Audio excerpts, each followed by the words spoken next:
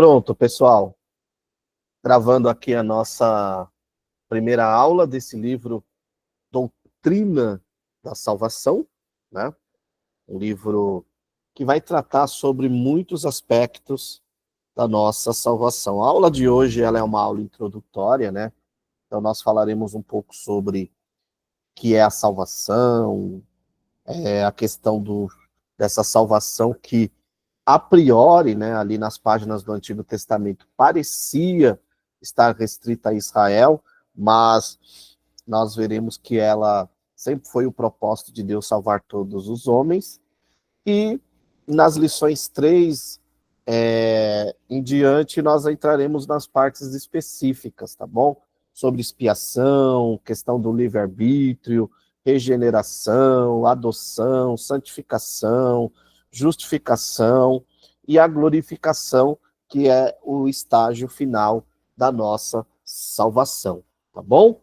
Então, é um livro essencial e importante, principalmente para quem prega, quem ensina, e se depara com questões relacionadas à salvação. Então, por isso que eu falo que esse livro ele é bem importante, tá? Soteriologia, né? Quando nós falamos de soteriologia, nós estamos definindo, a partir de uma questão, de uma visão etimológica, o termo salvação, né? Salvação, na língua grega, que é a língua do Novo Testamento, é a palavra sotéria, que quer dizer salvação, mas, além de salvação, segundo o dicionário teológico, ela traz também outros significados, a saber, libertação de um perigo iminente, livramento do poder e da maldição do pecado, restituição do homem à plena comunhão com Deus e muitas outras questões, tá bom? Então, em resumo, soteriologia seria a doutrina ou estudo que vai nos direcionar aos temas que envolvem a salvação. Dentro aí do escopo da teologia, ela faz parte daquilo que nós conhecemos como teologia sistemática. Teologia sistemática. Então, essa daqui é a definição de o que é salvação ou soteriologia, né? Que seria sotéria, salvação, logia, estudo, ou seja, estudo do que diz respeito aos temas relacionados à salvação. Ainda definindo agora de forma teológica, né, saindo ali do termo etimológico e partindo agora para o termo teológico, que é muito mais amplo, a pergunta que nós procuramos responder, utilizando as escrituras principalmente, é o que é a salvação? Né? O que é a salvação? E a salvação é a doutrina segundo a qual Deus, em seu insondável amor, ofereceu o seu unigênito Filho para salvar pela graça, por intermédio da fé, os que o aceitam como único e suficiente Salvador. Então, em termos teológicos, salvação é isso. Então, a salvação, ela é amorosamente inclusiva, porque contempla toda a humanidade por inteiro, visto que todos nós, em Adão, caímos no pecado pela transgressão da lei de Deus, logo, todos precisam ser resgatados por Cristo. Por exemplo, Romanos 5, 12, 17, 18, Gálatas 4, 4 e 5, Isaías 43, 27, vai trazer todas essas definições de que o Senhor é quem pode nos resgatar da situação do pecado. E ainda falando em termos teológicos, nós temos que compreender o seguinte, que a salvação, ela é uma obra exclusiva de Deus na pessoa de Jesus Cristo.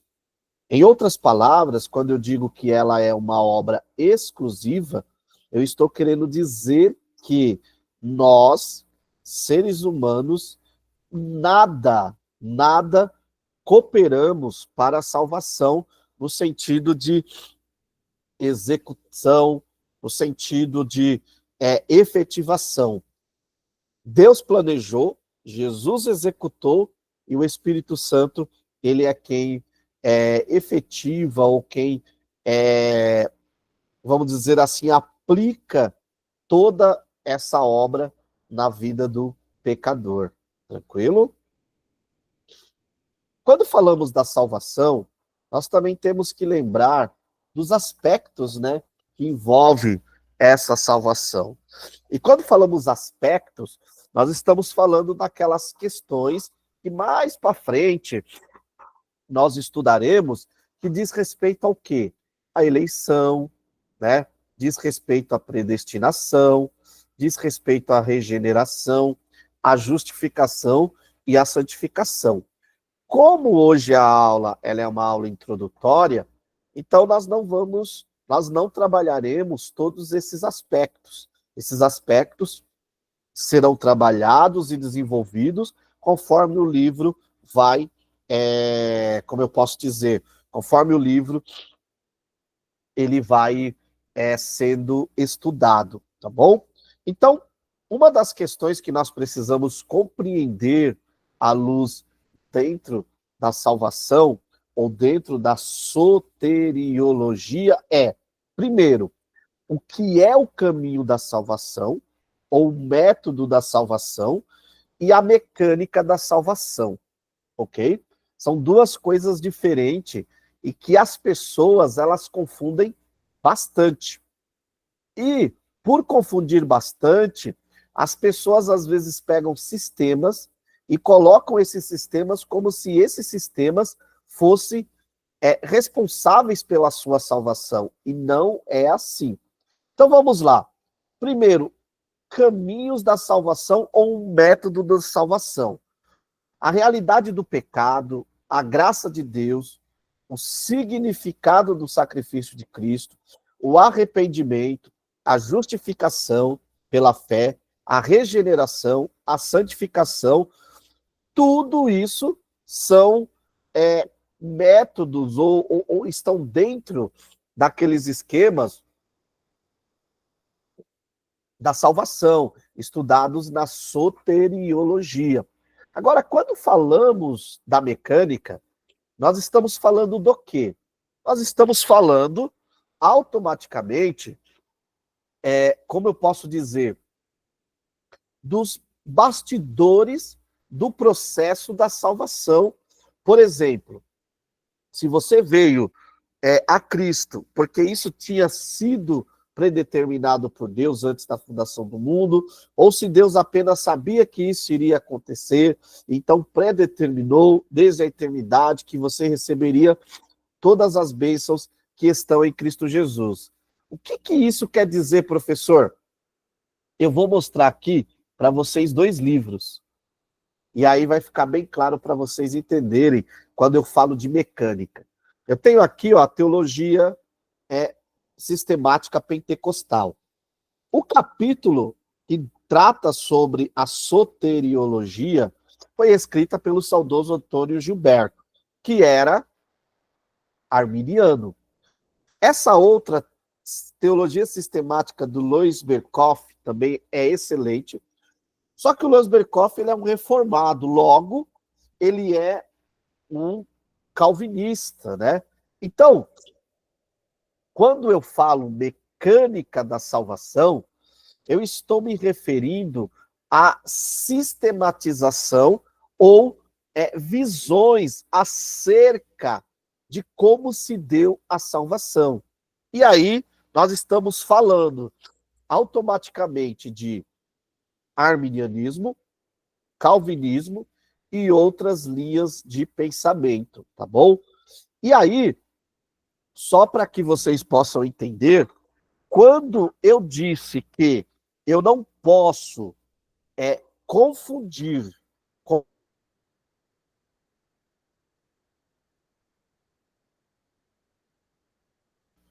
eu não posso confundir mecânicas ou sistematização da soteriologia com o que a Bíblia diz sobre a salvação, eu preciso ter esse cuidado. Por quê?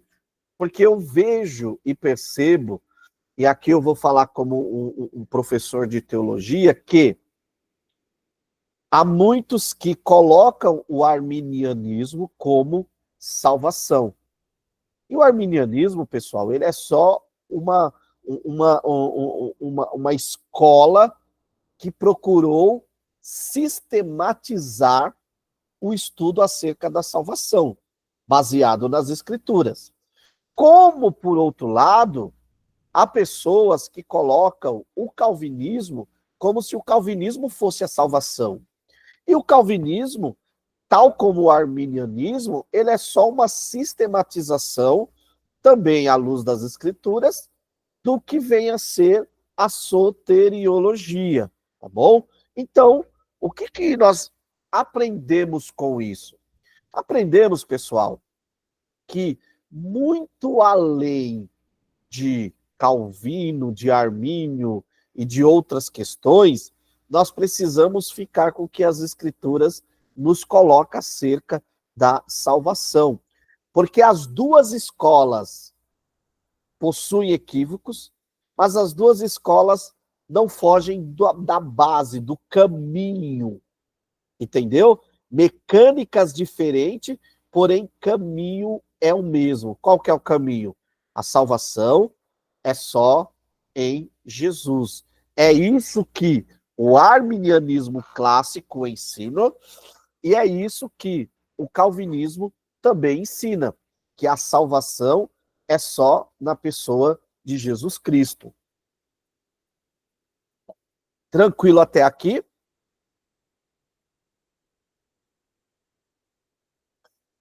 Para vocês entenderem, aqui tem um quadro comparativo de mecânica da salvação, tá?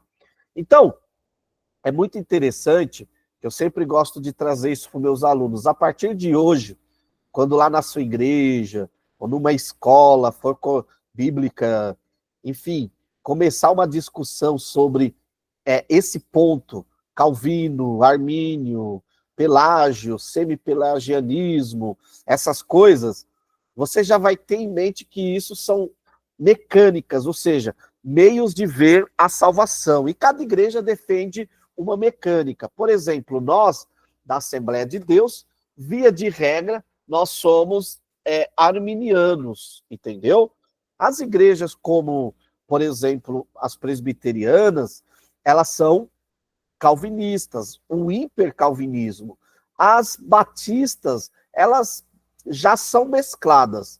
Há batistas calvinistas e há batistas arminianas, entendeu? A igreja batista, ela não é muito presa a isso, tá? Haja visto o próprio Spurgeon, que era um calvinista, pregou muitas vezes em cima dentro das bases ali do calvinismo, mas o próprio Spurgeon não entrava muito nessas questões, nesses debates, entendeu? Lembrando, o Spurgeon, várias vezes, em vários escritos dele, ele deixa bem ciente que ele é calvinista, sim, né? Era até normal, era uma das escolas muito mais fortes ali no contexto de Londres, e principalmente batista, mas isso não definia a sua teologia. E eu acho isso sensacional, quando a pessoa ela consegue ter essa maturidade, a maturidade de olhar e falar, calma aí, eu posso defender, por exemplo, eu sou arminiano, mas a minha compreensão da fé vai muito além do que Armínio falou. Eu sou calvinista. Não, a minha confissão de fé, a minha soteriologia vai muito além da mecânica que eu defendo, entendeu? Então, ficou claro isso daqui, pessoal? Caminhos de salvação é o que a Bíblia ensina. A Bíblia ensina justificação, redenção, predestinação, e mecânica da salvação são escolas ou sistematizações quanto ao estudo da salvação, tá bom? Então, Basicamente, nós temos essas 4 escolas que são as mais conhecidas, tá? Hoje, aqui no contexto de Brasil, as mais fortes são os arminianismos, o arminianismo e o calvinismo, mas nós temos aí o pelagianismo. O que o pelagianismo ensina? Ele ensina, primeiro, que o homem não herda o pecado de Adão. Ele não nasce com tendência ao pecado. E aí, eu fico perguntando aí para as pedagogas, né? Eu sou casado com uma, o que uma criancinha de 2 anos, o que leva ela, por exemplo, a mentir, ela a bater numa criança, né? Então, assim, essa ideia do pelágio, ela é meio complicada, tá? E assim, o pelágio, pelagianismo, ou semi-pelagianismo, ele foi defendido, por exemplo, pelo Charles Finney, que foi um grande avivalista, entendeu? E o pelagianismo, ele é perigoso. Por quê? Porque eu defender que o homem não herda o pecado, que o homem não nasce com a tendência ao pecado, é basicamente eu abraçar a, a ideia de Taylor, né? De Taylor não, de Maslow. O Maslow vai dizer na sua teoria humanista de que o homem não nasce ruim, ele se torna ruim pelo meio que ele está inserido. E não é bem assim que a Bíblia nos ensina, né? A Bíblia nos mostra que somos concebidos em pecado. Ainda dentro desse primeiro ponto, o semi-pelagianismo, ele entende o seguinte, que o homem está apenas enfermo espiritualmente devido à queda de Adão. Em outras palavras, ele não defende que o homem está morto, que o homem está caído. Não, o homem está machucado, podendo se curar sozinho, entendeu? O arminianismo, e aí quando eu falo do arminianismo, nós estamos falando aqui do arminianismo clássico, tá? Ele vai ensinar o seguinte, que o homem está morto espiritualmente devido à queda de Adão. É o que a Bíblia ensina. Todos nós estamos caídos, estamos mortos espiritualmente. Não é verdade? A graça de Deus é que nos ressuscita. O calvinismo vai ensinar a mesma coisa. O homem está morto espiritualmente devido à queda de Adão. O segundo ponto, o pelagianismo vai ensinar o seguinte, e aqui é onde eu falo que é o perigo de abraçar tanto o pelagianismo como o semi-pelagianismo, tá? Vai dizer o seguinte, o homem salva a si mesmo através de um viver santo e crendo em Deus. E aí, pessoal, eu tenho que fazer aqui um paralelo, e infelizmente, dizer que isso daqui, principalmente no meio pentecostal, que é o meio que nós fazemos parte, por muito tempo isso daqui, muitos crentes assim, pentecostais, dos movimentos holidays, têm essa linha de pensamento, que o que vai me salvar é o meu viver santo, entendeu?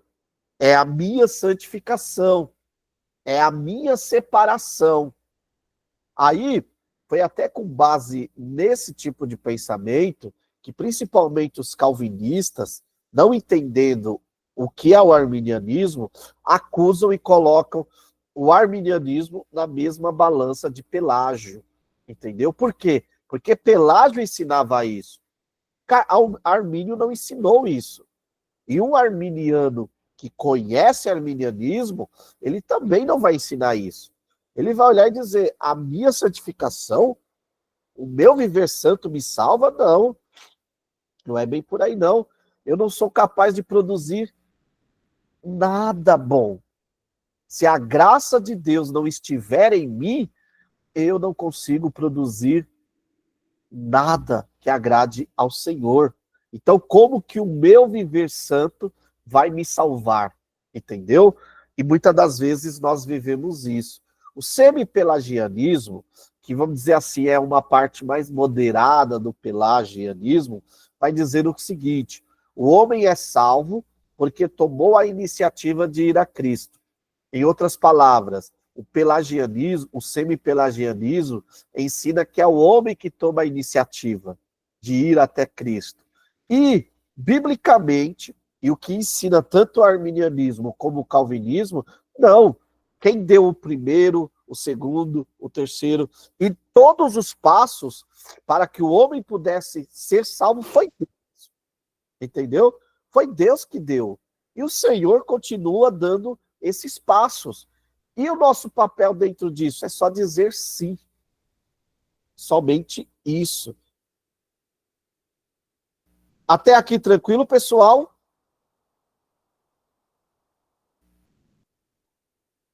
Tranquilo. Então vamos continuar. E o arminianismo, o que vai dizer nesse segundo ponto? Ele vai dizer o seguinte: o homem é salvo porque foi habilitado pela graça preveniente e não resistiu se arrependendo. Então, aquela acusação que principalmente os hipercalvinistas fazem dos arminianistas, os arminianos, eles ensinam o que Pelágio ensinava, de que o homem toma a iniciativa de ir até Deus. O arminianismo clássico não ensina isso. Ele vai dizer o seguinte: o homem está morto. Quando esse homem ele é tocado pela graça, por meio da pregação, por meio da exposição da palavra de Deus, o seu arbítrio vamos dizer assim, é iluminado, é despertado pela graça e ele pode se arrepender. Aí ele pode dizer sim ou não, entendeu? E o próprio arminianismo clássico vai ensinar que nós não temos como resistir à graça preveniente. E aí nós nos arrependemos, entendeu? Então, essa acusação que fazem aí para os calvinistas, principalmente desavisados, em relação ao arminianismo, dizendo que nós ensinamos de que o homem dá passos para Deus, de que o homem... Isso daí não existe dentro do arminianismo clássico, entendeu? Tranquilo? E o calvinismo? O calvinismo vai ensinar que o homem é salvo porque Deus vivificou aquele a quem ele escolheu para a salvação. Se você olhar bem, pessoal, é muito parecido. A diferença é que aí o Calvino vai entrar naquela questão da expiação limitada. Deus escolheu, então se Deus me escolheu, ele vai me vivificar. Deus não escolheu a Lígia não vai ser vivificada. Entendeu?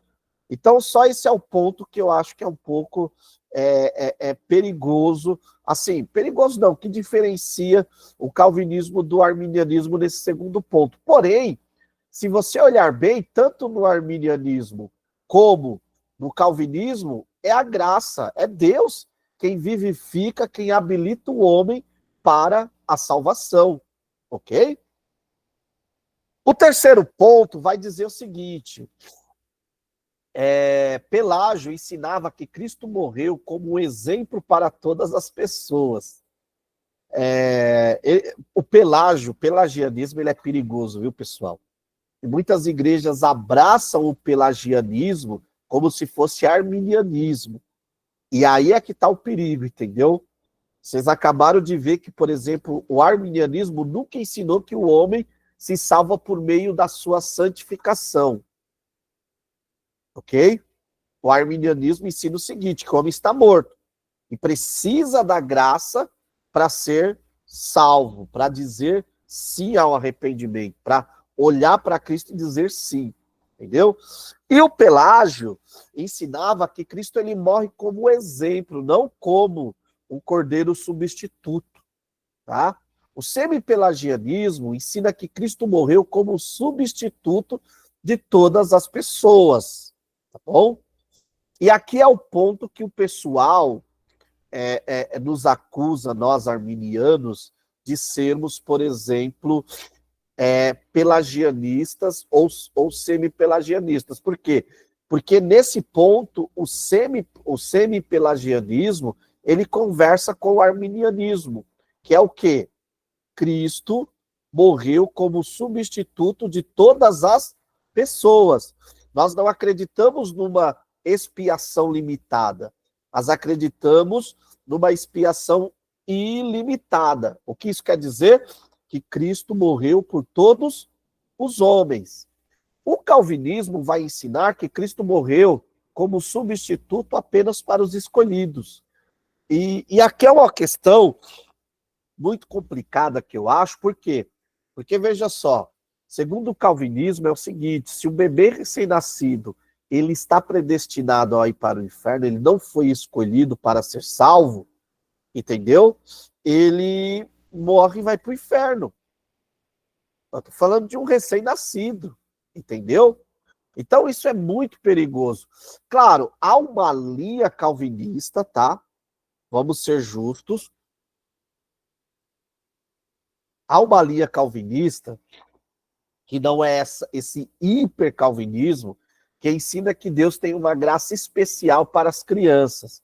E mesmo essas crianças não sendo predestinadas, todas elas são alcançadas por essa graça e são salvas se morrem ali num período, como eles chamam, não é um período de inocência, mas morrem ali nas primeiras idades, entendeu? Então, isso vamos dizer assim, dentro do calvinismo existe vários calvinismos, assim como no arminianismo, existe o arminianismo clássico, existe o arminianismo wesleyano, existe, entendeu?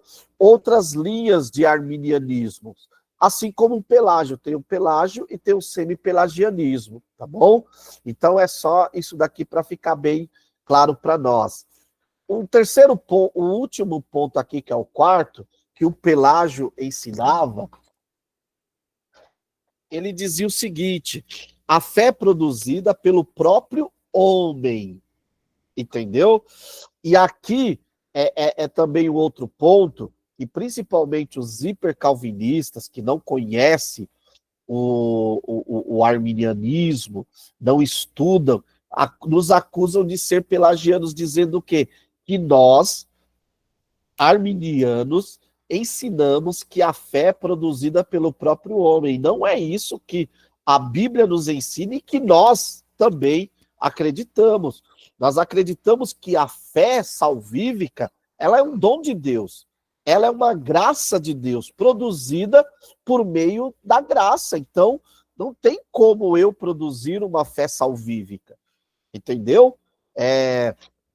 Eu sempre falo assim, se malemar, muitas das vezes eu consigo decidir o futuro da minha profissão, profissionalmente falando, ou o dia de amanhã, você acha que eu tenho capacidade para decidir acerca da minha eternidade, se não for pela graça, pela misericórdia do Senhor, iluminando o nosso arbítrio, o nosso entendimento? Então, essa acusação de que nós, tal como o Pelágio, falamos que a fé é produzida pelo próprio homem, é uma mentira, tá? O semi-pelagianismo também ensinava isso, que a fé é produzida pelo próprio homem. O arminianismo clássico, ele vai nos ensinar diferente, ele vai dizer que a fé é produzida por Deus por meio da graça preveniente, entendeu? Preveniente, tranquilo? O calvinismo, ele vai ensinar o seguinte, ele vai ensinar que a fé é produzida por Deus por meio de uma seleção incondicional.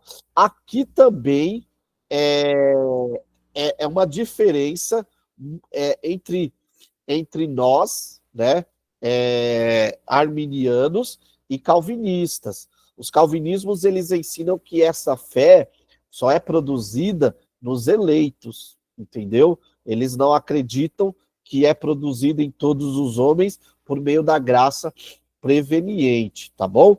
Quando nós falamos de graça preveniente, só definindo, eu estou falando da ação de Deus que precede a ação humana da salvação, tá bom? Então, o preveniente significa isso, ação de Deus que precede a ação humana na salvação.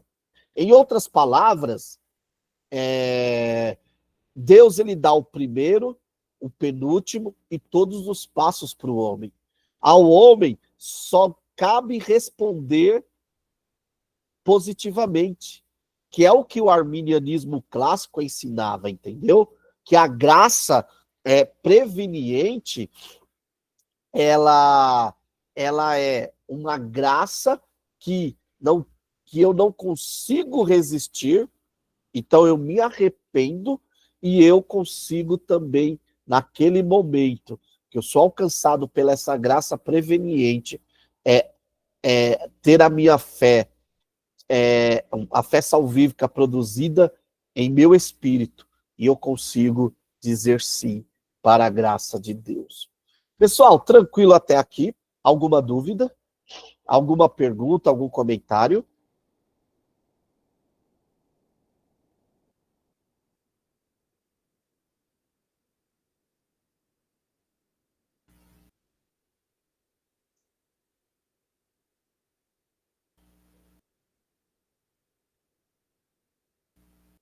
Nenhuma dúvida? Tranquilo, né? Ficou muito claro essa parte aqui, essas diferenças entre calvinismo, arminianismo, pelagianismo e semi-pelagianismo?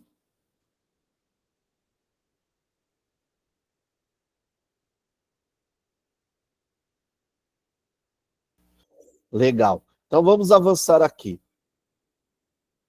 Quando nós falamos, ainda a nível de introdução, tá?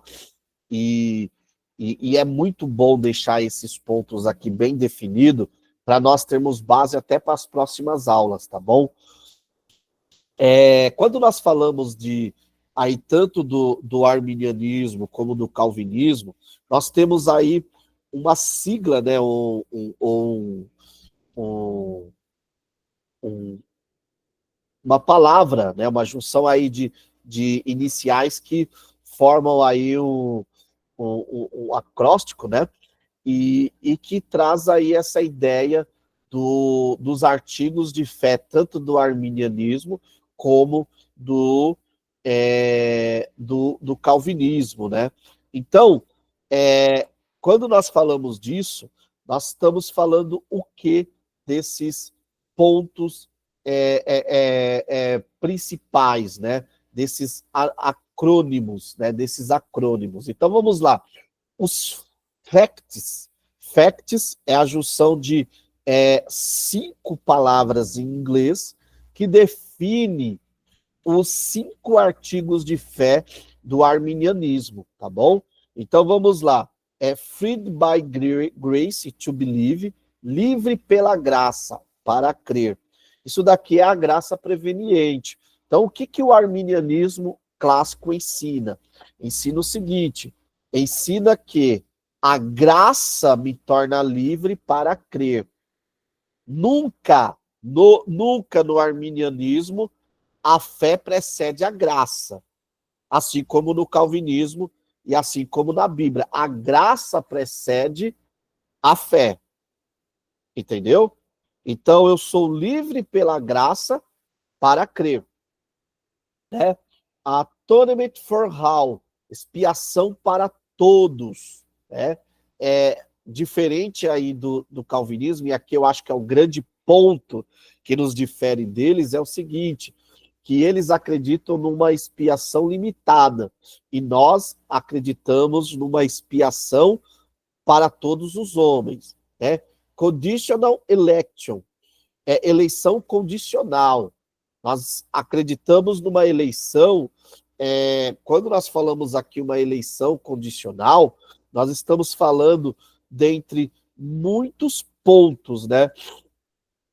Dentre muitos pontos que a eleição de Deus para a salvação é condicionada à fé e escolha do indivíduo. A salvação não é um decreto prévio de Deus, mas sim uma resposta à escolha individual. Mas essa escolha, ela vem ali por meio da graça. Você lembra o nosso primeiro ponto lá? Né? Livre pela graça para crer. O que isso significa? Nós, arminianos clássicos, entendemos o quê? Que a graça de Deus é oferecida a todos os seres humanos, não apenas a um grupo selecionado. Jesus morreu por todos e a graça de Deus está disponível para todos os que creem. Uma vez que esse homem ele ele é alcançado pela graça, entendeu? Pela graça, ele consegue crer, entendeu? Ele consegue crer. Fala, William. Ô Sérgio, mas para nós arminianos, você está falando disso daí, né? Mas quem convence o homem do pecado não é o Espírito Santo? É o Espírito Santo por meio da graça. Sim. E aí eu não posso cair numa linha calvinista de que eu sou um escolhido? Não, porque o calvinismo vai ensinar, ele não ensina isso. Ele ensina que você é um eleito, você pode... Uma vez eu escutei um calvinista dizer o seguinte: se você é um eleito, não é todos que creem assim, tá? Mas ele ilustrou para mim o seguinte, tá? Isso eu escutei.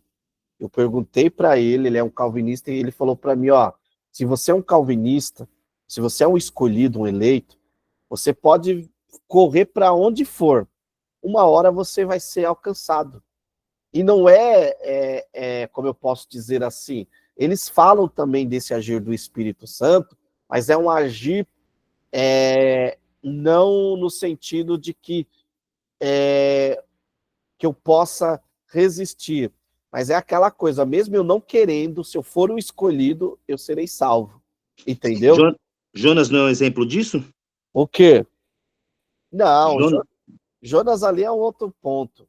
Inclusive, os próprios calvinistas usam Jonas como um exemplo, né, de alguém predestinado. O Jonas, ele tinha que levar uma mensagem, entendeu? Mas ele escolheu, como eu posso dizer assim, fugir, entendeu? E aí você fala, Sérgio, mas por que que Deus fez o que fez para o Jonas ir? Simples, porque tinha que ser o Jonas. No sentido de que ele era o profeta que estava ali, e Deus também queria trabalhar em Jonas, entendeu? Então ali não tem nada a ver nessa questão que nós estamos tratando aqui de calvinismo, arminianismo, entendeu? Tranquilo, William?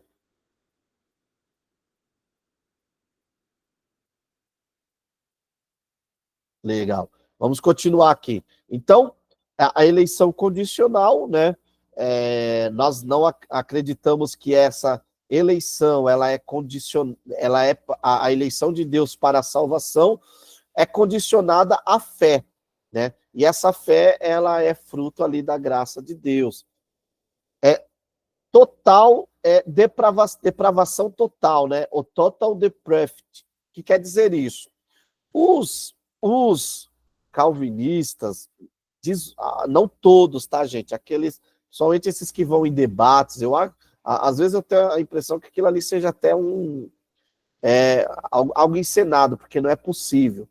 Porque alguns calvinistas nos acusam de sermos o quê? De não acreditarmos na depravação total. Mas conforme nós vimos lá, e eu ensinei para vocês, sim, nós acreditamos na depravação total. O homem, ele é morto, ele é caído, entendeu?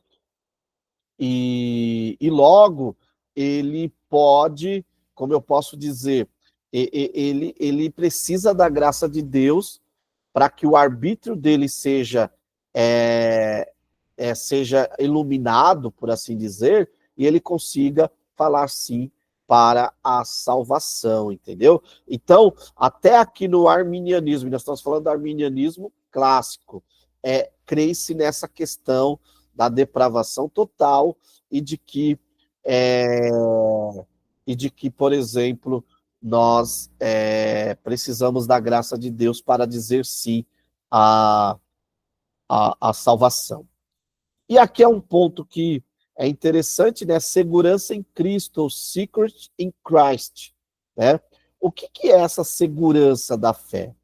Embora os arminianos não vejam a salvação como uma garantia incondicional, dentro do arminianismo clássico, nós acreditamos que a fé genuína pode trazer uma segurança, entendeu? Pode trazer uma segurança. Isso daqui é um ponto interessante, tá?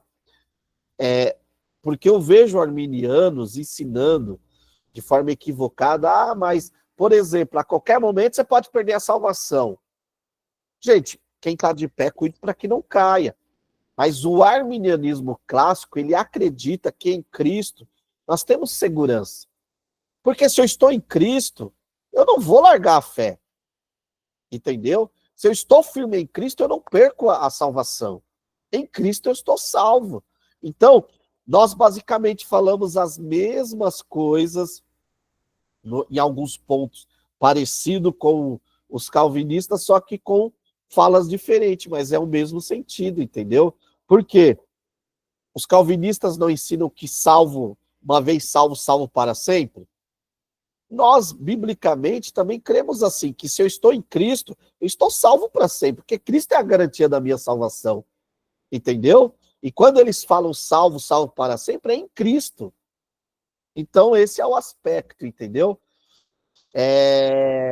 Só um dado interessante, o arminianismo, os arminianistas principalmente, eles foram muito perseguidos e acusados de heresia pelos calvinistas, principalmente ali no contexto da época puritana, século XVI, XVII, enfim. Tranquilo? Pessoal, alguma pergunta sobre os facts? Podemos continuar?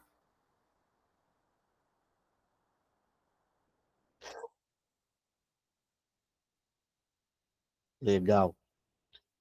Aqui são algumas, vocês depois podem assistir os vídeos, pode tirar uns prints aí da tela, mas aqui são algumas referências que mostram para nós, dentro de uma linha arminianistas, textos que provam aí, dentro da nossa perspectiva, sobre a depravação total, a eleição condicional, a expiação ilimitada, a graça irresistível, a segurança em Cristo Jesus. Tranquilo? Aqui são alguns exemplos de homens de Deus que são arminianos, tá? Então, John Wesley, Moody, Roger Halson, Lewis, William Craig, Norma Geisler, Alvin Plantinga, Stalin Orton, A.W. Tozer, A.T. Robertson, Gordon Fee, J.P. Morant, Antônio Gilberto, Ezequias Soares, Enéas Tognini, Carlos Vailate, Natanael Inaldi e Paulo Romeiro. São alguns homens. Há uma série de, de outros homens de Deus que também são arminianos, tá bom? Mas volto a dizer, pessoal, isso não deve definir o caminho da salvação, tá? Isso daqui é a mecânica da salvação, é como é compreendido a mecânica da salvação por esses homens e até por nós, né? Nós somos arminianos também. Eu tenho uma tendência muito mais a ser o arminiano clássico do que o arminiano wesleyano, que é o que a maioria de nós assembleanos às vezes abraçamos, tá bom? Tem alguém aqui no grupo que e eu vou perguntar, pessoal, e não vai mudar nada, que é calvinista, que é um arminiano wesleyano, se identifica muito mais com essa linha wesleyana, ou é o arminianismo clássico, assim como eu sempre sou muito mais alinhado.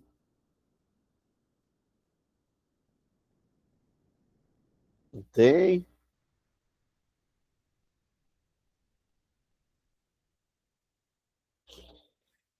Legal. Então vamos continuar aqui. Outro ponto, se nós temos os facts no calvinismo, no arminianismo, aqui no calvinismo nós temos o tulip.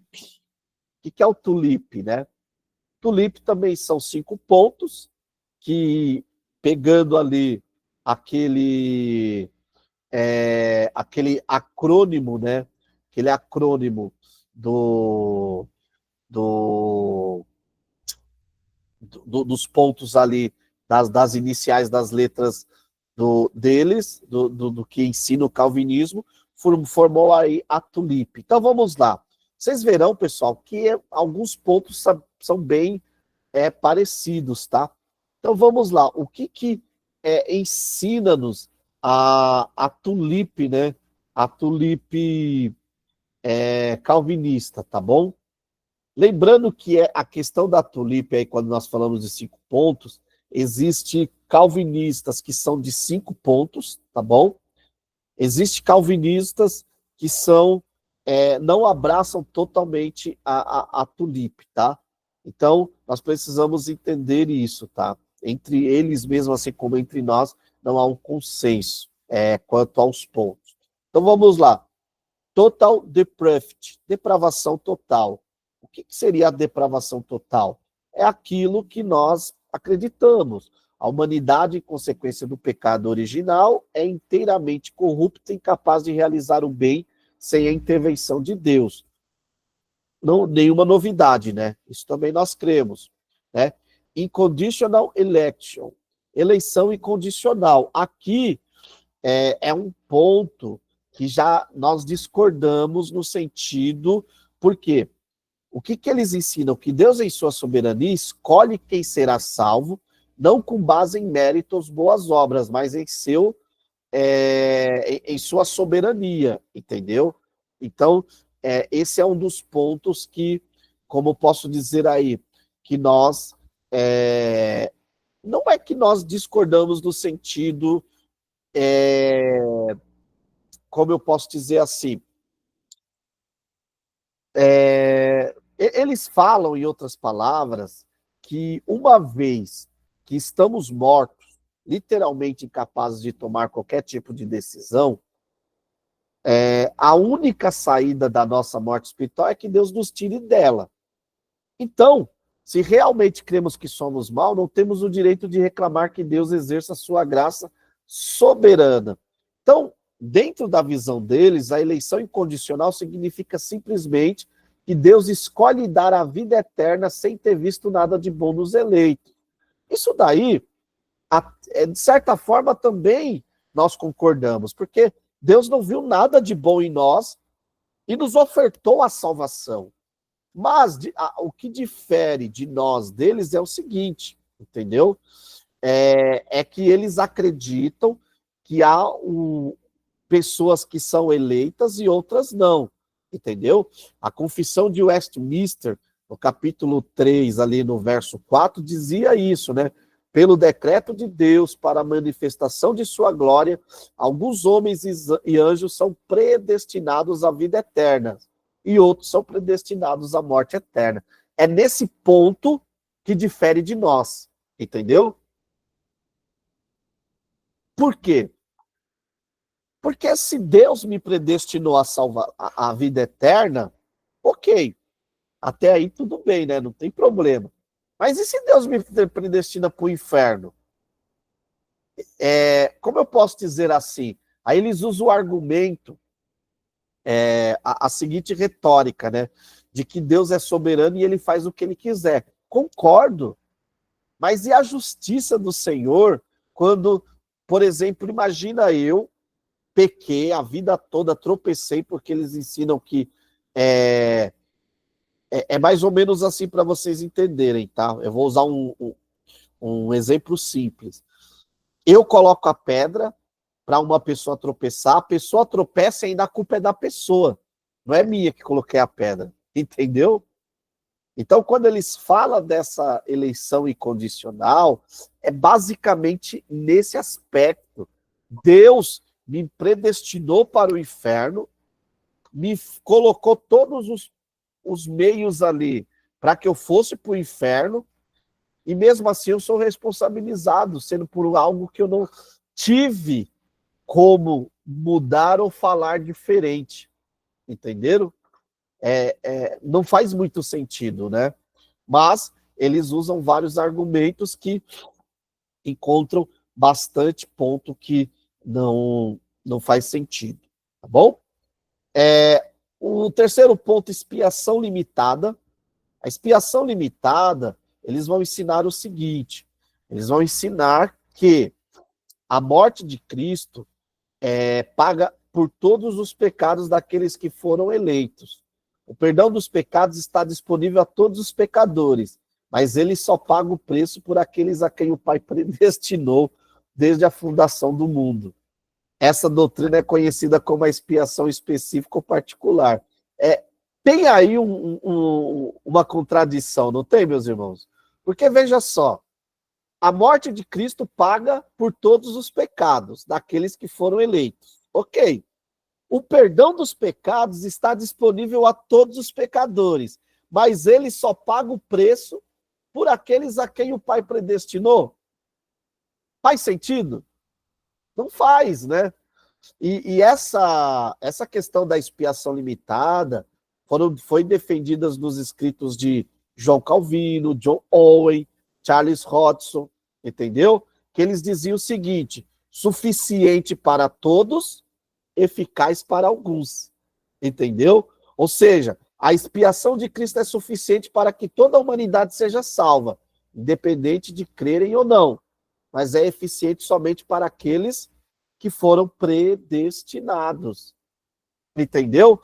Nós, arminianos, acreditamos em algo diferente. Nós acreditamos na expiação ilimitada, entendeu? Mas que essa expiação ilimitada, ela só surte efeito a partir do momento que a pessoa, uma vez alcançada pela graça, tendo o seu arbítrio iluminado, pode dizer sim, pode responder de forma positiva. Aí eu uso um exemplo. Imagina esse fone de ouvido que está nas minhas mãos. Ele é um fone de ouvido, ok? Mas ele só vai ter serventia se eu conectá-lo a um aparelho de som, a um celular, e escutá-lo. Imagina se isso daqui fosse um remédio. Está aqui a solução para a doença. Mas ele só vai ter efetividade quando eu tomá-lo. Não é assim? Assim também é a questão da expiação de Cristo. Ela é capaz de... Ela é suficiente para todos, mas eficaz para aqueles que creem. Diferente do calvinismo, que ensina que ela é suficiente para todas, mas é eficaz apenas para os eleitos, entendeu? Tranquilo? O quarto ponto que o calvinismo ensina é o irresistible grace, graça irresistível. O que seria essa graça irresistível? Ninguém pode negar ou resistir à graça salvadora de Deus. Essa doutrina também é conhecida como apelo efetivo. Quando a graça vem, nunca pode ser rejeitada. Em outras palavras, lá na Confissão de Fé de Westminster, no capítulo 10, no primeiro parágrafo ali, vai dizer o seguinte: todo aquele que Deus predestinou para a vida, e somente aqueles a quem ele lhe agrada em seu tempo chamar efetivamente por sua palavra e o Espírito. Em outras palavras, aquele que é predestinado, ele não tem como dizer não. Em outras palavras, William, você não quer ir para o céu, mas se Deus te predestinou para o céu, você vai para o céu. E eu não quero ir para o inferno, mas eu fui predestinado ao inferno, eu vou para o inferno. Entendeu?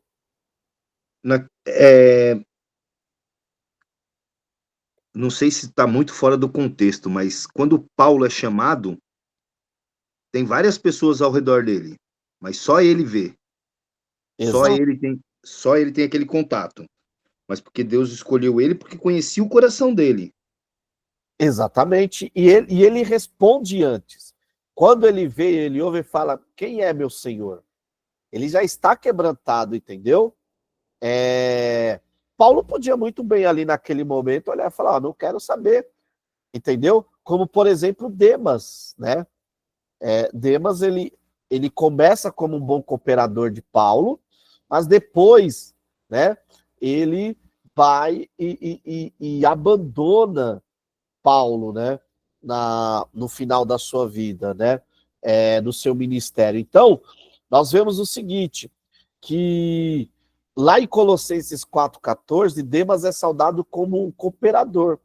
Já em 2 Timóteo 4,10, Demas é saudado, é lembrado como alguém que abandona a fé, amando mais o presente século. Então, fica aí a lição para nós, entendeu? O último ponto é a perseverança dos santos. O que o calvinismo ensina nesse ponto? Que os escolhidos, os verdadeiramente salvos, eles não perdem a salvação, tá? Pessoal, como eu disse para vocês aqui, isso daqui não difere muito aqui, ó, né? Do que o próprio arminianismo vai ensinar, né? Na questão da segurança em Cristo. Porque, basicamente, o que o calvinismo ensina é aí, nós temos que ser justos, eles vão ensinar o seguinte, tá? Quando você vai lendo muito mais, eles ensinam o seguinte, que uma vez que eu estou salvo em Cristo, eu tenho segurança da salvação, e isso daí eu não vejo nenhum problema, né? Isso daí eu acredito que sim. E a própria confissão de Westminster, por isso que aqui é um calvinista, é um arminiano, né, mas que está sendo justo intelectualmente. Eu poderia vir aqui falar um monte de coisa, mas precisamos ser justos, tá? Lá na confissão de fé de Westminster, está no capítulo 17, pontos 1 e 2, diz assim, ó: quem Deus aceitou em seu amado, e que foi efetivamente chamado e santificado pelo seu Espírito, não pode cair completo ou definitivamente do estado de graça, mas deve seguramente perseverar nele até o fim e serão salvos eternamente.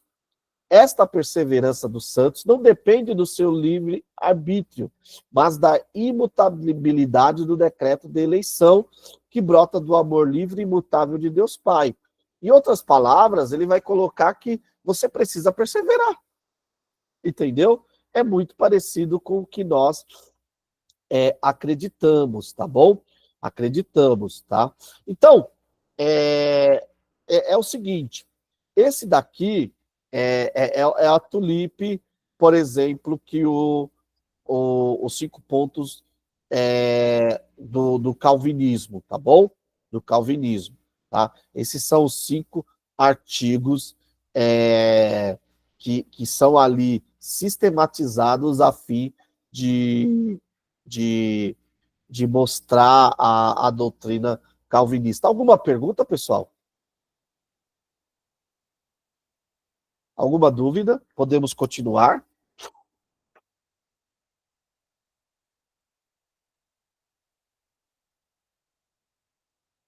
Nenhuma? Então vamos lá. Feita essa introdução, entendido um pouco aí a questão dessa linha introdutória, vamos entender agora um pouquinho dos 3 pontos da nossa salvação, tá bom? Da nossa salvação. Então, a nossa salvação, ela tem 3 períodos, né? O texto 2 vai dizer, página 13, tá? O passado, o presente e o futuro, tá? O presente, o passado, fala-nos do momento lá na eternidade em que Deus, né, segundo o seu próprio propósito e graça que nos foi dado em Cristo Jesus antes dos tempos dos séculos, tá bom? E aí uma palavra que eu acho muito interessante para esse eterno passado, né? Para esse eterno no passado, para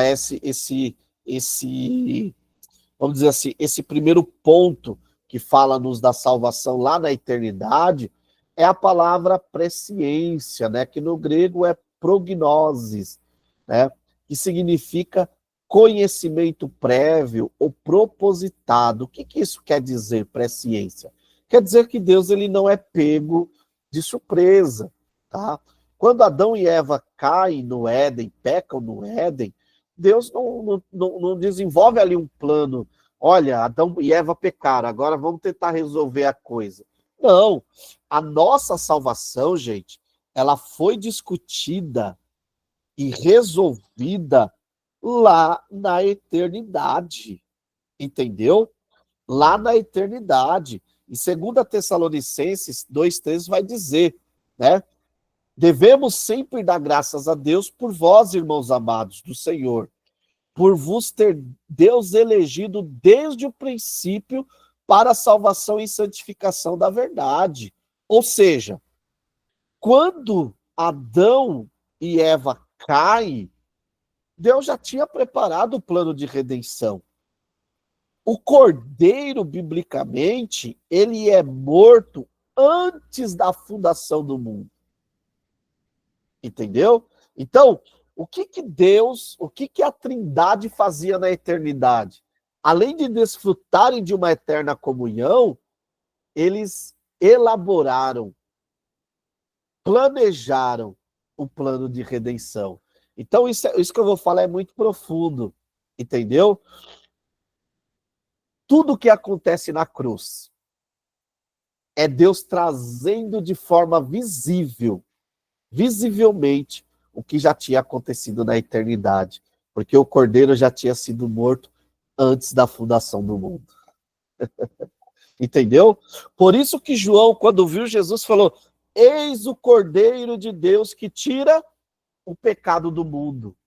Então Jesus é o Cordeiro de Deus, entendeu? Jesus é o Cordeiro de Deus. E aí, a outra questão que vai nos colocar aqui é no presente, né? Essa salvação no presente, ela é oferecida a todos os homens, né? Um texto que fala aí da presciência de Deus é 1 Pedro 1 e 2, né? Pedro, apóstolo de Jesus Cristo, aos estrangeiros dispersos no Ponto, Galácia, Capadócia, Ásia e Bitínia, eleitos segundo a presciência de Deus Pai, em santificação do Espírito, para a obediência e aspersão do sangue de Jesus Cristo. Graça e paz vos sejam multiplicados. Né? E aí, hoje no presente, aí eu vou usar a palavra predestinação. Né? Aí você vai falar, ixi, Sérgio, agora você vai confundir a gente todo. Não, vocês vão entender o que é predestinação no presente, usando a figura do presente. No presente, essa salvação, ela ela está à disposição de todos os homens. E uma palavra que, na minha opinião, define esse tempo presente é a palavra predestinação, né? Proorison, do grego, né? Que é preordenar, predeterminado, predestino. Significa marco de antemão os limites. É paralelo a conhecer de antemão. Essa palavra aparece 6 vezes no Novo Testamento. E aí, um texto que ilustra muito bem ela é esse daqui, Efésios 1, 3 e 5. Bendito Deus e Pai de nosso Senhor Jesus Cristo, o qual nos abençoou com todas as bênçãos espirituais nos lugares celestiais em Cristo, como também nos elegeu nele antes da fundação do mundo, tá bom? Para que fôssemos santos e irrepreensíveis diante dele em amor, e nos predestinou para filhos de adoção por Jesus Cristo, para si mesmo, segundo o beneplácito de sua vontade. É muito fácil entender esse texto. Nos elegeu nele antes da fundação do mundo. Se o Cordeiro foi morto antes da fundação do mundo, em Cristo, nós, a igreja, porque Paulo está falando ali da igreja, por isso que ele fala nos elegeu, falando tanto de gregos como de judeus, ele está se referindo ao corpo de Cristo. Esse corpo é eleito antes da fundação do mundo, porque a igreja já estava também no coração de Deus lá na eternidade. Mas e o predestinou hoje? Vocês vão entender aqui, ó. Origem, São Paulo. Destino, Israel. Quem comprou a passagem e entrou no avião está predestinado a chegar aonde? Em Israel, ok? Olha aí, ó, o presente. O avião é Jesus. A terra é a origem. E o céu é o destino. No presente, somente quem estiver e permanecer em Cristo Jesus chegará ao destino final. Isso é doutrina da predestinação. Entendeu? Então, assim, eu, arminiano, acredito na predestinação? Sim, ela é bíblica. Mas ela é bíblica nesse molde, nesse modelo, não é? Olha o texto aqui que eu coloquei como referência, ó. E nos predestinou para filhos de adoção por Jesus Cristo. É por mérito meu? Não, é por Jesus Cristo. Então, se eu estou em Jesus, eu estou predestinado ao céu. Porque o próprio Jesus falou, estou indo preparar um lugar. Então é como um barco que está com um predestino. Se eu estou num barco chamado Jesus, eu estou predestinado à salvação, né? Se eu estou no outro barco, eu estou predestinado à perdição. Então, no presente, a salvação é oferecida a todos os homens nesse sentido. Todos os homens que estão em Cristo, eles estão predestinados à vida eterna. Tranquilo, pessoal, até aqui? Alguma pergunta? Alguma colocação?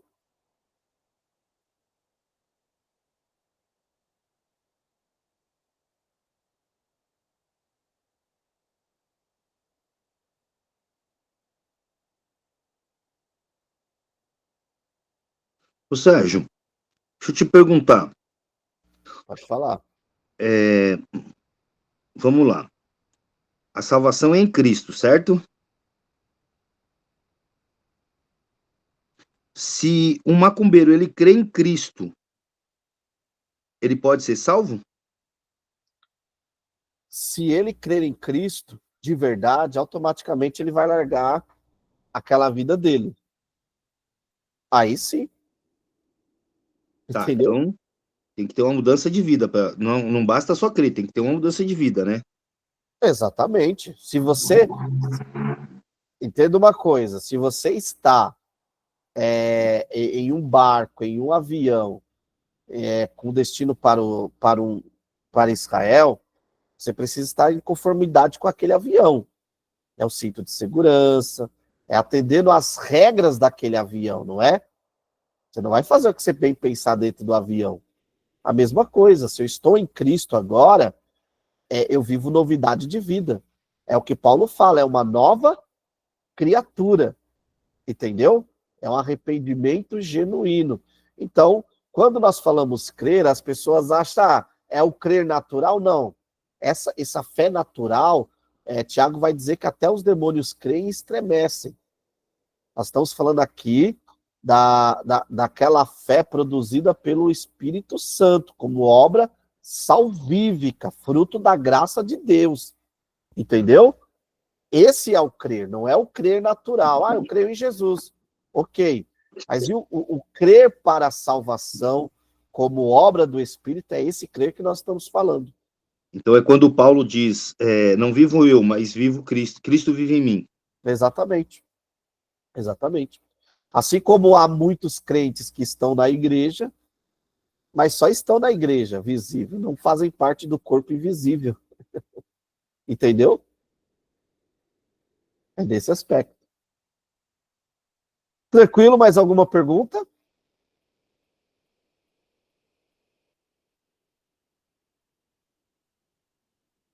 Nenhuma? Tá certo. Então vamos aqui agora o nosso texto 2, né? O nosso texto 2, ele começa aqui no texto 1, que vai falar de uma grande festa, né? A parábola das bodas ou do casamento. Quem aqui já leu essa parábola, já estudou, já pregou, já ensinou? A Lígia já estudou. Olha, essa minha esposa me enche de orgulho. O Douglas. Mais alguém?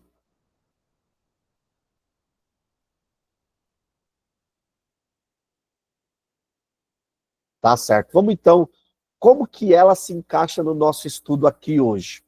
Tá? Lembrando que isso é uma aula de introdução. O irmão Alex colocou eu também. Legal, irmão Alex, parabéns. Parabéns a todos, pessoal. Quem não estudou, quem não leu, leia. São 14 versículos e tem grandes lições para nos ensinar essa parábola, tá? Então, vamos procurar entendê-la aqui um pouquinho, né? Vai dizer o seguinte, né? Que o reino dos céus é semelhante a um rei que celebrou as bodas de seu filho, ou seja, o casamento de seu filho. E ele envia os seus servos a chamar os convidados para as bodas, e esses não quiseram vir. Depois ele vai enviar outros servos dizendo, dizer aos convidados, eis que tenho o meu jantar preparado, os meus bois, cevada já mortos, e tudo está pronto. Eles, porém, não fazendo caso, foram um para o seu campo, outro para o seu trabalho, né? Enfim, aí vai desenrolando a parábola, né? Vai desenrolando a parábola. Agora, vamos procurar entender o que essa parábola ela pode nos ensinar, né? O que nós podemos aprender com ela, tá bom? Então vamos lá. Um detalhe interessante no ministério de Jesus é que Jesus muitas vezes ensinou por meio de parábolas, né? Por exemplo, encontramos nos evangelhos bastante parábolas. E elas, normalmente, nos ajudavam as pessoas a assimilar as lições complexas de maneira simples. Mas parábolas, ao mesmo tempo, ocultam certas verdades, entendeu? Certas verdades. Então, é isso que nós precisamos entender. Então, a primeira questão que nós temos aqui para ser... Vamos anotar aí, pega o caderninho, vamos entender essa parábola. Vamos lá. A primeira coisa que eu preciso notar aqui dentro dessa... Como eu posso dizer? Dentro dessa parábola. É uma palavra aí chamada reino dos céus, né? Que em grego é basileia ton oranon. A expressão reino dos céus, né? Ou reino de Deus, tem sentido semelhante, né? Então, em Mateus, que foi escrito para judeus, é mais comum a expressão reino dos céus. Pode ser porque no contexto judeu havia restrições para o uso do nome de Deus, tá bom? Mas há mais que isso. O reino dos céus faz um contraste com os reinos deste mundo. A origem do reino, que é de Deus, não está neste mundo. O reino é dos céus, ou seja, não é um reino qualquer, mas o próprio reino de Deus. Então, Basileia ton oranon quer dizer que não é um reino qualquer, mas é um reino do próprio Deus. A imagem que descreverá o reino dos céus é do cotidiano. O quê? Um rei preparando a festa de casamento de seu filho. Há empregados do rei envolvidos desde a distribuição dos convites até a preparação da festa. Então, note que Jesus está aqui ensinando o plano de redenção também. Por quê? Profetas foram enviados antes para Israel para avisar, para anunciar que o banquete estaria pronto, ok? A festa tem fartura, um belo e grande local para a sua realização, só que aí começam os problemas. Os mensageiros do rei que foram levar os convites tiveram problemas. Alguns convidados simplesmente não deram importância ao convite do rei e foram tratar do que achavam mais importante. negócios, trabalhos, ocupações. Outros mensageiros, inclusive, foram agredidos e mortos. O rei se irrita ao receber essa notícia e manda matar os assassinos e queimar suas cidades. Essa é a primeira cena da parábola. Até aqui, a festa continuava marcada, mas não havia convidados para festejar. Aí vem a segunda providência do rei. Ele envia novamente seus empregados para distribuir convites, desta vez tentando trazer todos para a sua festa. Diz o texto que vieram bons e maus. Poderoso cai agafós. Agora sim, né? O salão ficou cheio de gente. Aparentemente tudo estava bem. Aí vem a terceira cena da parábola. O dono da festa, o rei, andando entre os convidados, viu que alguém não estava usando roupas de festa. Este convidado foi retirado da festa para um lugar escuro, onde chorava e rangia os dentes. E a conclusão da parábola diz: muitos são convidados, mas poucos escolhidos. Feita a descrição da parábola, vamos agora entendê-la, tá bom? Até aqui tudo bem, não é? Tranquilo? Alguns aspectos da parábola não são difíceis de entender.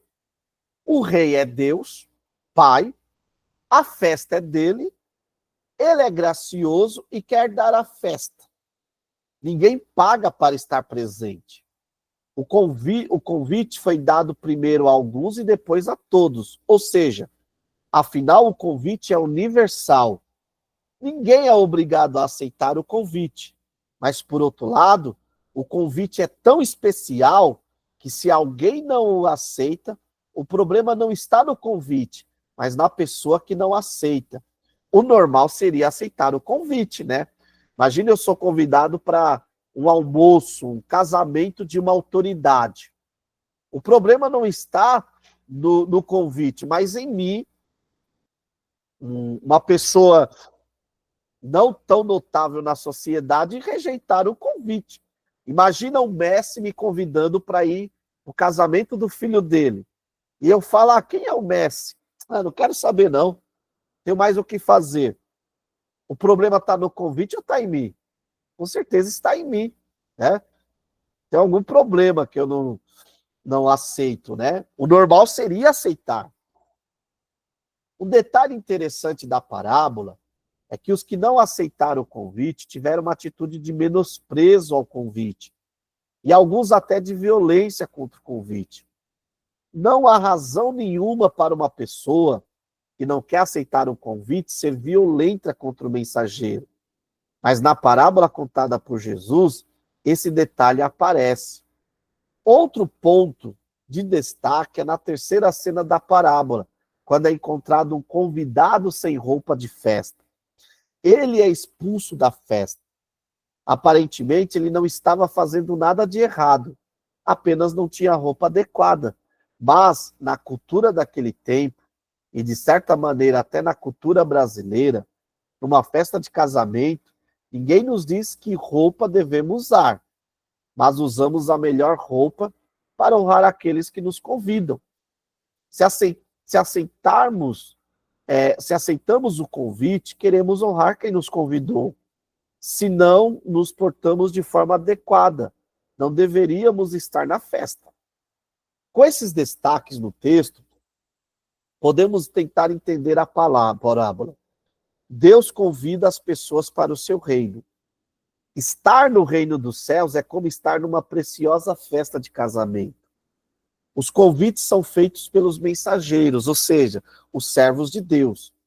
Ninguém é obrigado a aceitar o convite, mas até hoje muitos desprezam esse convite. E muitas vezes os mensageiros são perseguidos e até mortos. Parece estúpido, mas continua acontecendo. Deus continua convidando a todos os homens.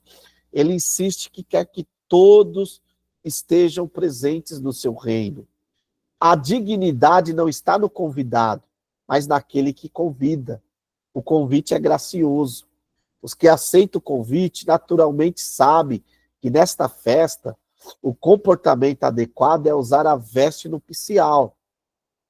Quem aceita o convite se porta de maneira adequada para honrar seu anfitrião. Se ele não fizer isso, ele será jogado para fora da festa. No contexto bíblico, quando Jesus contou essa história, seus interlocutores ocupavam lugares de destaque na religião e sociedade entenderam o recado. Eles passaram a perseguir o filho do rei, que lhes trazia o gracioso convite. Como isso ocorre na nossa sociedade hoje, todos os que estão na igreja vão ser salvos? Como deveria ser o nosso comportamento de convidados na festa do rei?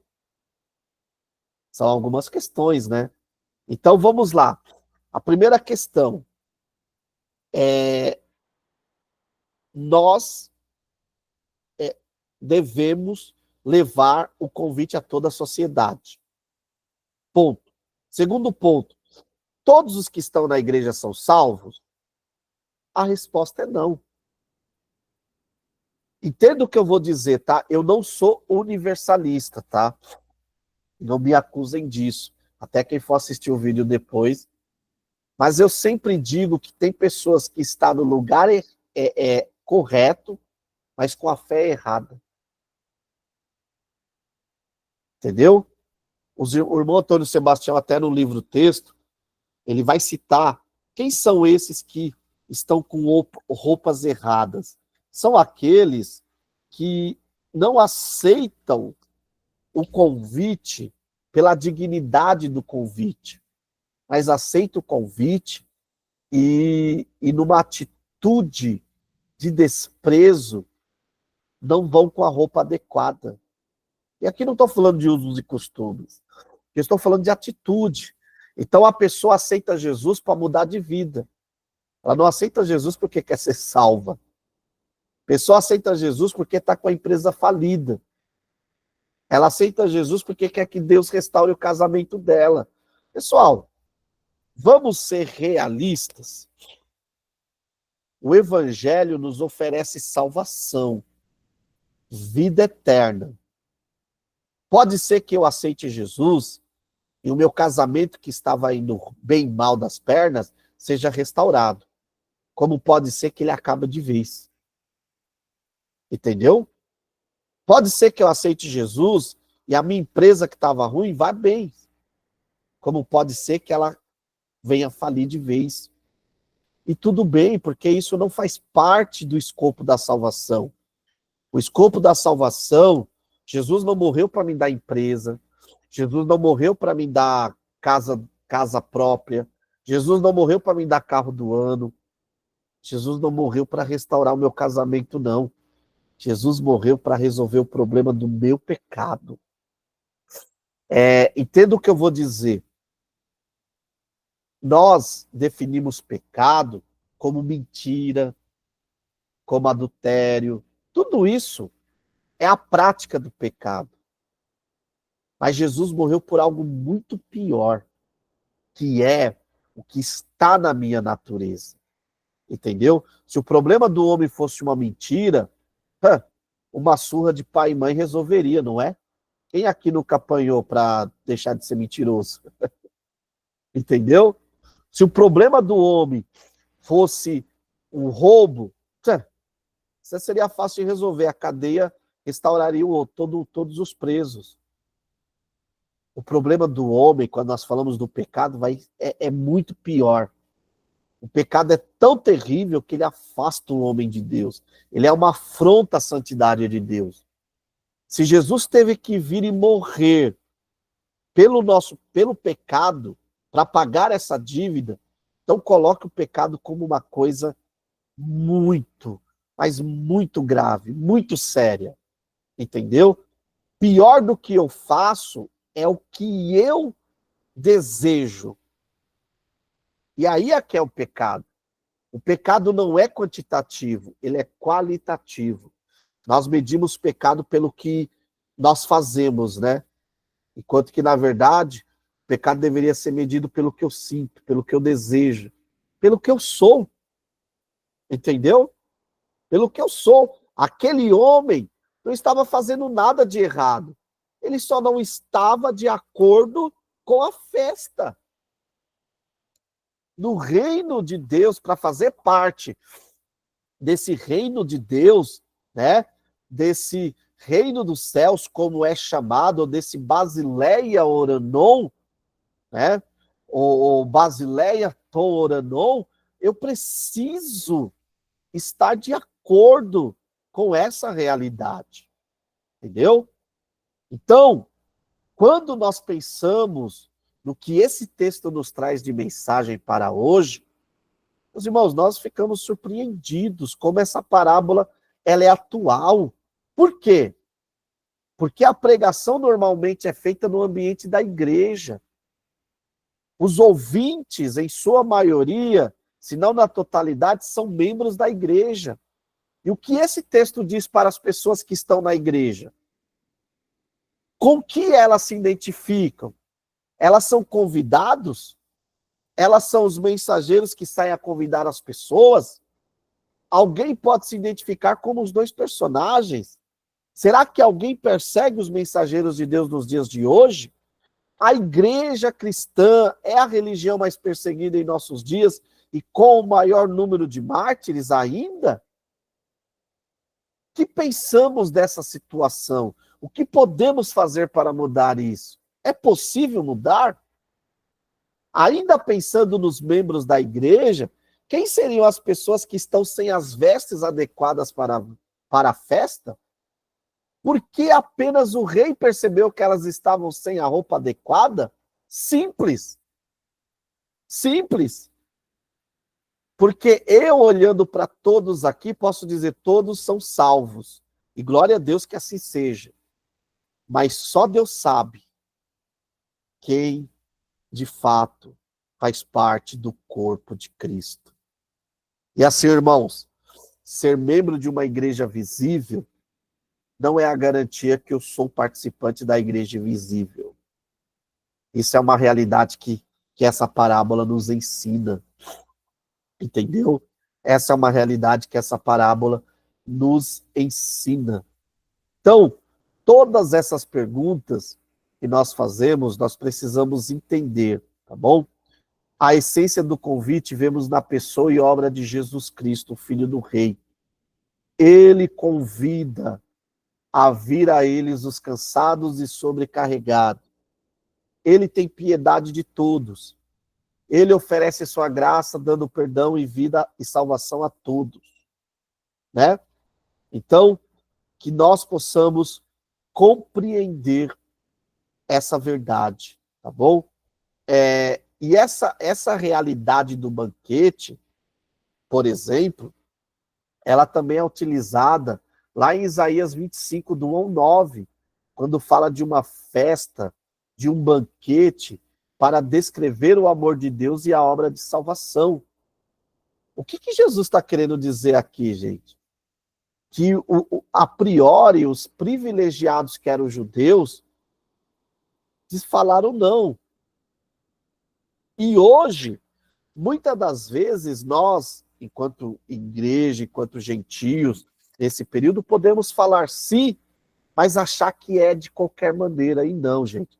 A festa do rei, há regras, há, como eu posso dizer, há regras, há mandamentos, né? Há meios de se adequar, não é do jeito que eu quero. Tranquilo? Podemos concluir a nossa aula?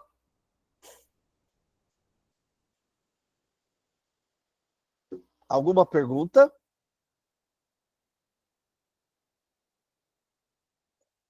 Então falamos da salvação no passado, no presente e no futuro.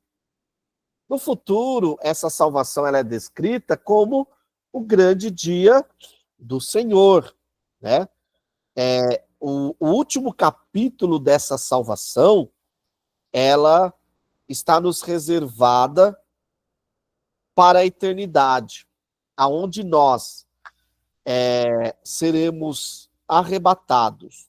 Os mortos ressuscitarão primeiro em um corpo incorruptível Depois, nós que estamos vivos seremos transformados e juntamente todos nós entraremos na eternidade. E esse é o terceiro capítulo da nossa salvação, né? Que fala do futuro, onde seremos transformados. E seremos transformados em corpo, tá, pessoal?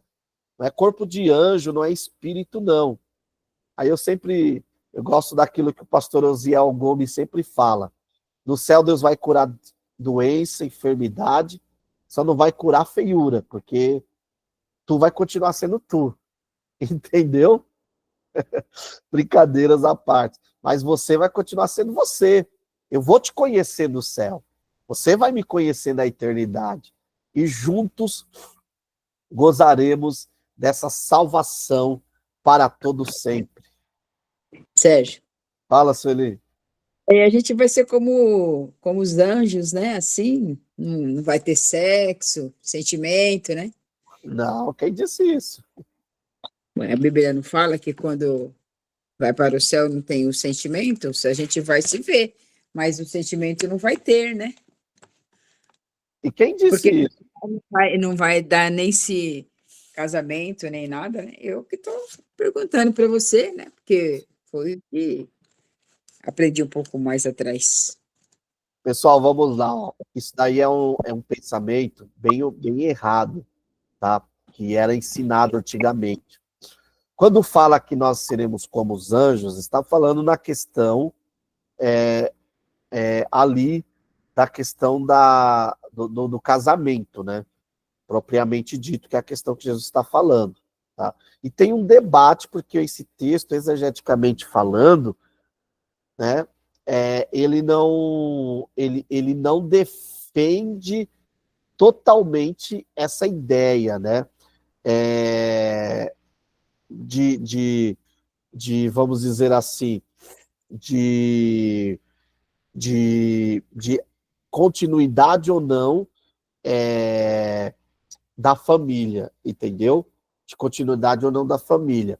Mas assim, quando fala dos anjos, está falando no sentido do casamento. Vamos partir dessa perspectiva, tá bom? Porque na eternidade seremos uma grande família. Agora, os sentimentos, Sueli, eles vão continuar existindo, entendeu? Sentimentos de alegria. Para eu me alegrar eternamente, eu preciso dos meus sentimentos. O que acontece é que os meus sentimentos vão estar transformados, entendeu?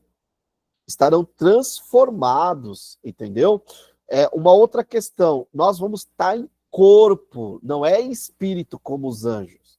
Então, nós não vamos estar em espírito, estaremos em corpo. Jesus, quando ressuscitou, ele ressuscitou em corpo ou em espírito? Hã? Em corpo, creio que foi. os discípulos viram ele. Os discípulos viram, tocaram, não é? Não é o que diz? Que os discípulos tocaram, e Jesus comeu. Sim. Então hoje, e é tanto que Paulo vai dizer que quem intercede por nós, Jesus Cristo, homem. Jesus está no céu neste momento, Sueli, com o corpo. E a Bíblia diz que ele é a primícia. Ele é a primícia da nossa ressurreição. Ou seja, seremos ressuscitados no modelo de Jesus. A nossa ressurreição tem um modelo, Jesus. Entendeu? Então, esse é um ponto. Jesus, quando ele está ressuscitado, mesmo Jesus sendo o homem perfeito, ele não teve todos os seus sentimentos? Hã? Nós vemos Jesus rindo, nós vemos Jesus chorando. Por quê? Porque os sentimentos, irmã Sueli, e todos os irmãos, os nossos sentimentos são afetados pelos pecados. Mas quem nos deu esses sentimentos foi Deus. Quando Adão olha para Eva, ele está apaixonado por Eva antes de pecar. Entendeu? E aí é por isso que tem um debate. Quando nós formos estudar o Apocalipse, nós vamos entrar, que é o próximo livro. Aí nós vamos debater isso melhor, que fala da questão da continuação do casamento ou não, entendeu? Mas isso daí é um outro debate, tema para uma próxima aula, entendeu? Para o próximo livro. Por quê? Porque nós vemos que Adão, ele, ele, ele expressa seus sentimentos a Eva antes de Eva, antes deles pecarem, entendeu?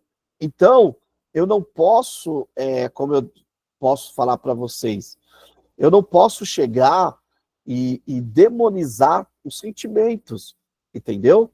Então, nós seremos como anjo, talvez na ideia, vamos defender essa ideia a priori, do não casar, mas nós seremos, continuaremos sendo pessoas, entendeu? Continuaremos sendo pessoas. Tranquilo? Alguma pergunta? Nenhuma? Tá certo, pessoal. Então, ó, eu vou finalizar aqui a nossa gravação, tá? Alguém tem alguma pergunta para fazer?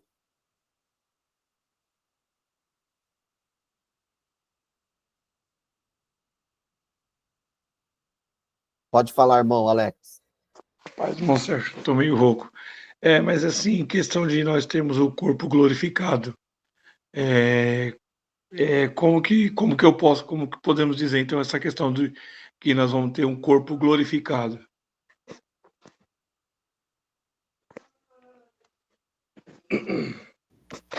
Boa pergunta, vamos lá. Quando fala de corpo glorificado, meu irmão, quando fala de corpo glorificado, as pessoas pensam que é um corpo igual do vampiro Edwards lá, né, do Crepúsculo, entendeu? E a ideia não é isso. Um corpo glorificado, e na verdade fala de um corpo incorruptível, é a ideia de um corpo como Adão e Eva tinham antes de pecar.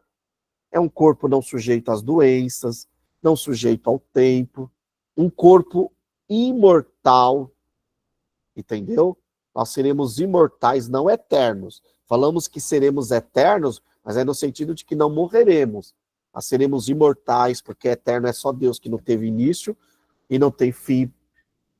Não estaremos sujeitos mais a, vamos dizer assim, as limitações de doenças, de tempo. Então é nesse aspecto que é o corpo glorificado, entendeu? É um corpo incorruptível, entendeu? É nesse sentido. Entendi, irmão, entendi.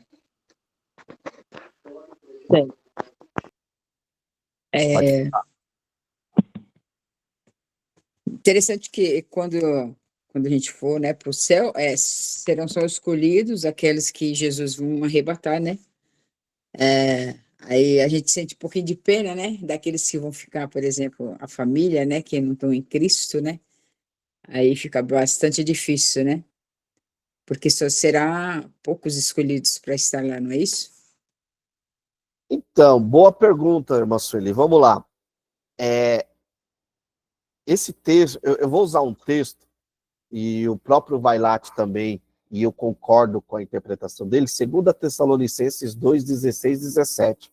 Ora, nosso Senhor Jesus Cristo mesmo e Deus, o nosso Pai, que nos amou e nos deu eterna consolação e boa esperança, pela graça, console em vossos corações e vos confirme em toda boa obra e boa palavra.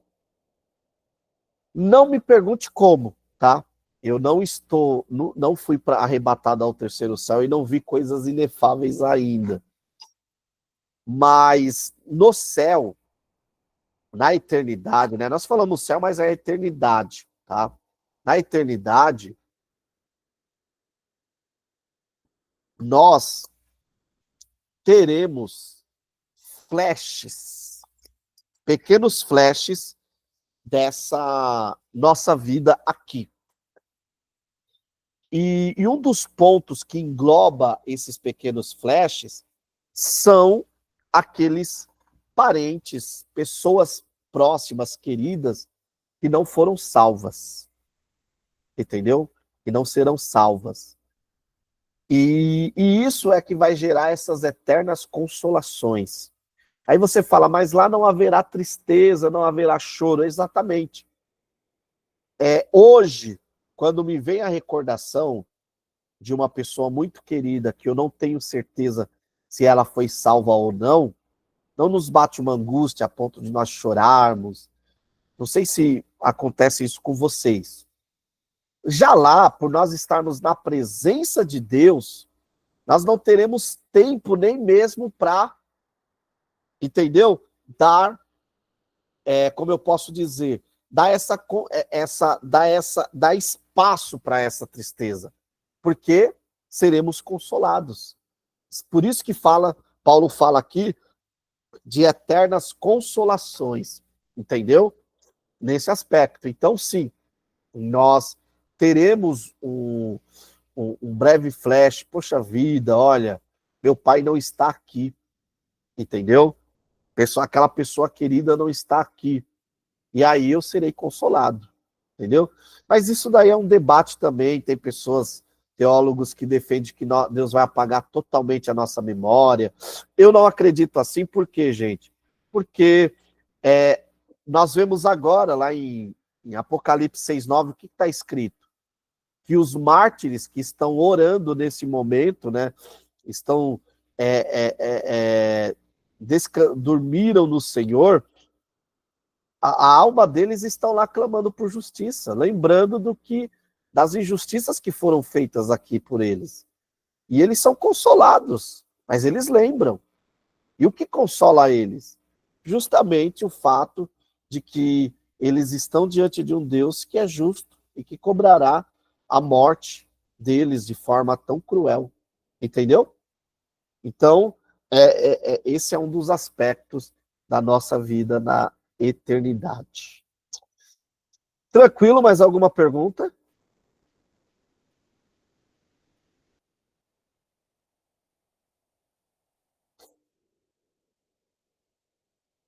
Não tem? Então, pessoal, Deus abençoe. Eu vou parar aqui a gravação. Depois que eu parar a gravação, nós tiramos aquela foto, aquele retrato, para postar, tá bom?